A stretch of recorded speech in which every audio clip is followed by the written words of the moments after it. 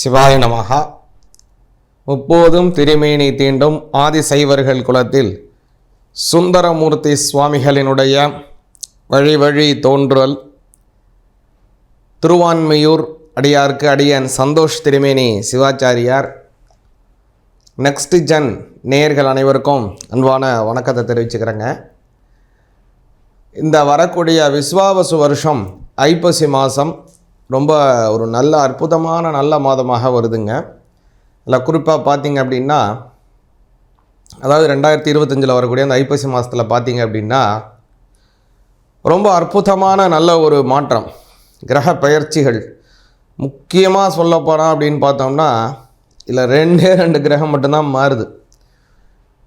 இது மாதிரி ஒரு ரொம்ப கிரகங்கள் மாறாதது ரொம்ப ஒரு அபூர்வமாக சில நாட்களில் மட்டும்தான் இதுமாரி நடக்கும்.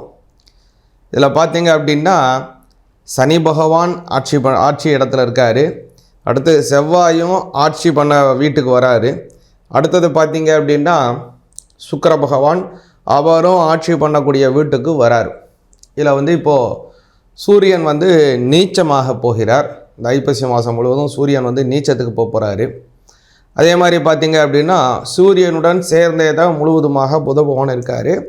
இடையில் ஒரு தடவை அவர் வக்கரமாகிறார். பார்த்தீங்க அப்படின்னா அதாவது அக்டோபர் மாதம் 27 அவர் வக்ரமாகிறாரு. அது இந்த மாதம் முழுவதும். அதுக்கப்புறம் பார்த்திங்கன்னா இந்த ஐப்பசி மாதம் முழுவதுமே அவர் வக்கரத்தில் தான் போகிறார் இந்த ஒரு மாத காலம். சரி, அதே மாதிரி பார்த்திங்க அப்படின்னா குரு பகவான் இந்த மாதம் முழுவதுமே கடகராசியில் இருக்கார். சனி பகவானை பார்த்திங்கன்னா அவரும் கும்பராசியில் இருக்கார். என்ன ஒன்றுனா அவர் வக்கரத்தில் போய் கொண்டிருக்கிறார். சனி பகவான் இந்த மாதம் முழுவதுமே வக்கரத்தில் போயிட்டுருக்காரு. அதே மாதிரி பார்த்திங்க அப்படின்னா சூரிய பகவான் புத பகவான் அவங்க எப்போது இந்த மாதம் முழுவதுமே துலா ராசியில் இருக்கார். அடுத்து சுக்கிர பகவான் அவர் ஃபஸ்ட்டு ஆரம்பத்தில் பார்த்திங்கன்னா கன்னி ராசியில் இருக்கார். அதே மாதிரி நவம்பர் மாதம் 3 அவர் பார்த்திங்க அப்படின்னா கன்னியிலேருந்து துலா ராசிக்கு தன்னுடைய சொந்த வீட்டுக்கு மாறுறார். அதுக்கு முன்பாகவே 27 10ஆம் மாதம் அக்டோபர் 27 செவ்வாய் என்ன பண்ணுறார் அப்படின்னா அவர் இருக்கக்கூடிய துலா ராசியிலிருந்து அவருடைய சொந்த வீடாக இருக்கக்கூடிய விருச்சிக ராசிக்கு மாறுறாரு. இது மாதிரி கிரக மாளிகைகள் அதிகமாக நல்ல ஒரு அமைப்பில் இருக்கக்கூடிய ஒரு யோகங்கள் இருக்குங்க இந்த மாதத்தில். அதே மாதிரி பார்த்திங்க அப்படின்னா இந்த குரு பகவானை சொல்லணும். குரு பகவான் பார்த்திங்கன்னா அதாவது கடக ராசியிலே குரு உச்சம் அப்படின்னு பேர். இந்த கடக ராசியில் இருக்கக்கூடிய குரு பகவான் இப்போ அதிசாரமாக போய் கொண்டிருக்கிறார்.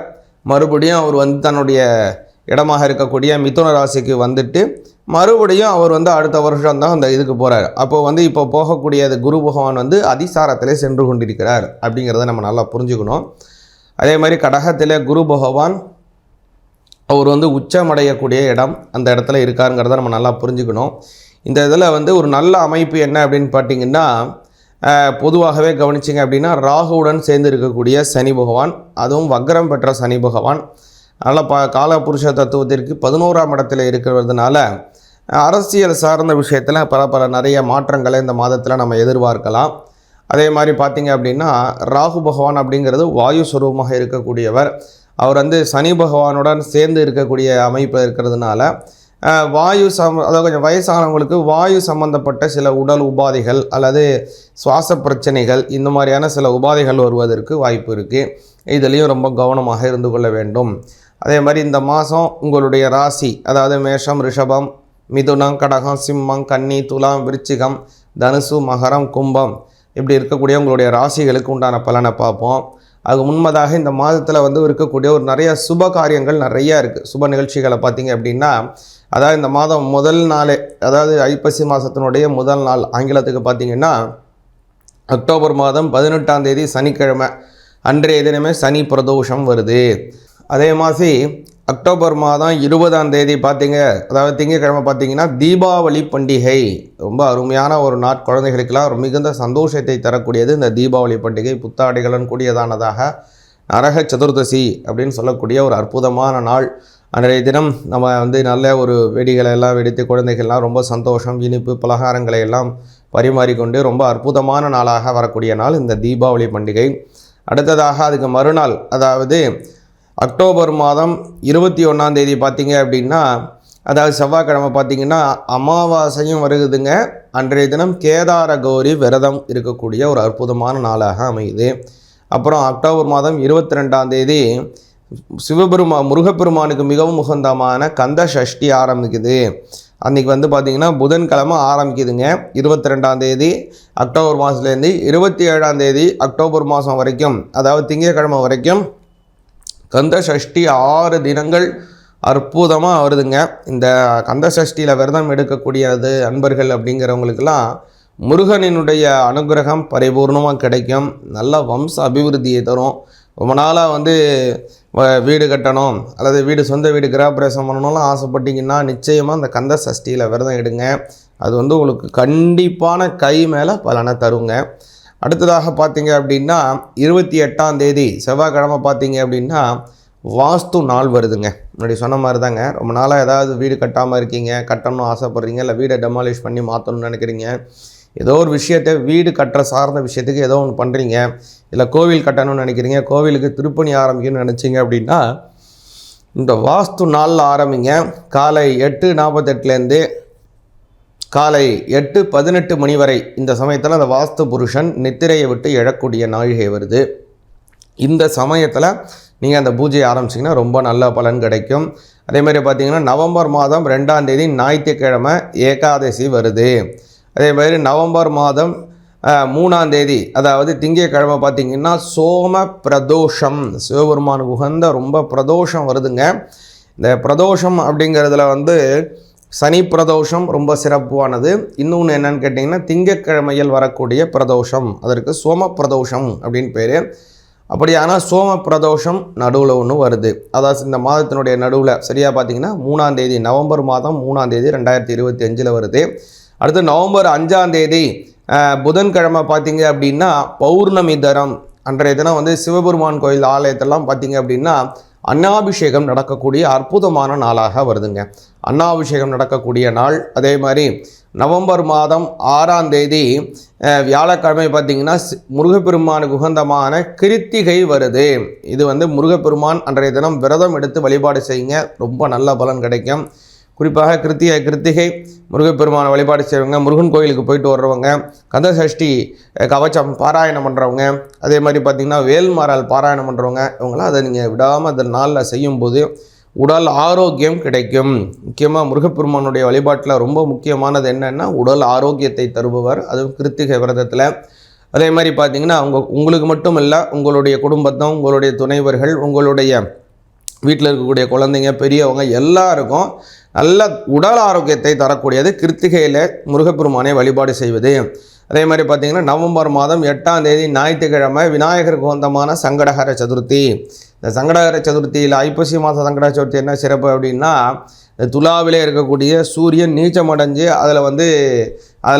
அதில் வரக்கூடிய சங்கடஹர சதுர்த்தி அப்படிங்கிறதுனால இதில் என்ன ஒரு நல்ல விஷயம் அப்படின்னு கேட்டிங்க அப்படின்னா இந்த மாதத்திலே இவரை வழிபாடு செய்கிறவங்களுக்கு விவசாயம் செழுமையாக இருக்கும். விவசாயம் நல்ல அபிவிருத்திகள் கிடைக்கும், நல்ல சத்தான உணவுப் பொருள் உங்களுக்கு கிடைக்கும், நல்ல பழங்கள் நல்ல விளைச்சல்கள் ஏற்படும். அதனால் வந்து நல்ல விலைவாசிகள்லாம் குறையும்.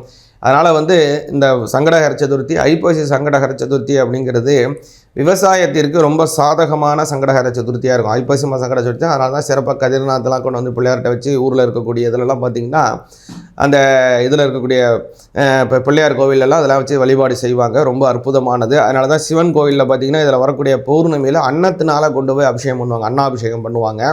அதே மாதிரி பார்த்திங்க அப்படின்னா அதுக்கு அடுத்து வரக்கூடிய நவம்பர் 10ஆம் தேதி முருகப்பெருமானுக்கு உகந்த கிருஷ்ணபக்ஷ சஷ்டி வருது.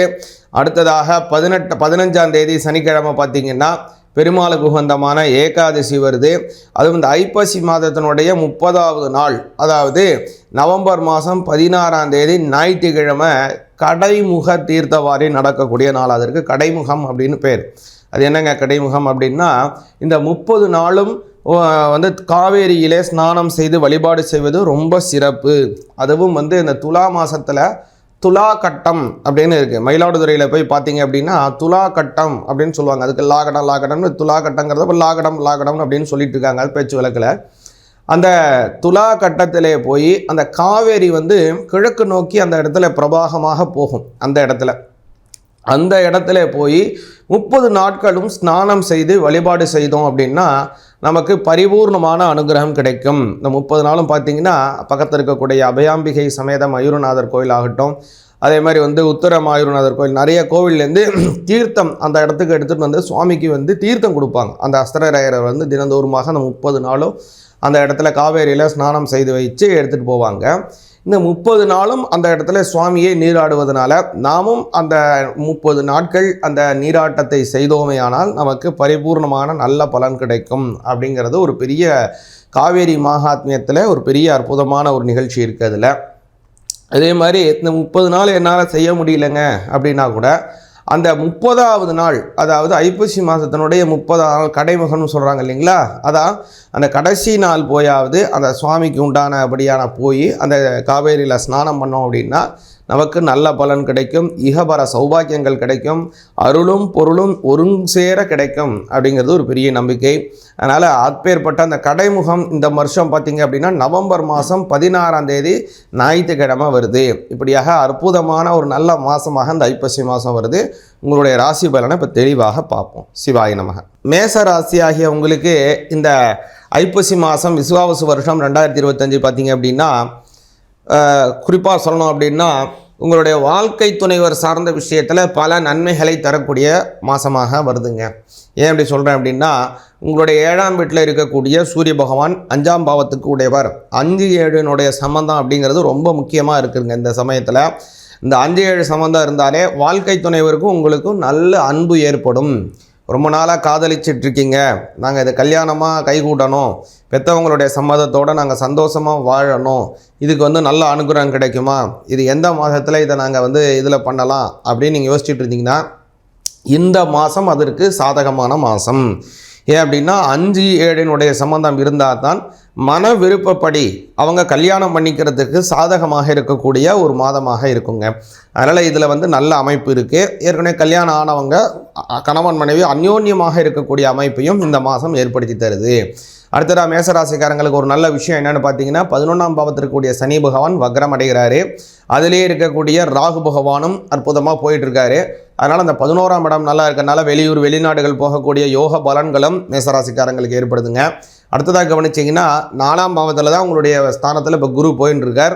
இருந்தாலும் கூட அவர் அதிச்சாரமாக இப்போ கடகராசியிலே குரு பகவான் உச்சமடைகிறார். இதில் என்ன அப்படின்னு கேட்டிங்கன்னா 9ஆம் அதிபதியாக இருக்கக்கூடிய குரு பகவான் 5ஆம் பாவத்திலே போகுது. ஒரு கேந்திர பலன் அப்படின்னு பேர்.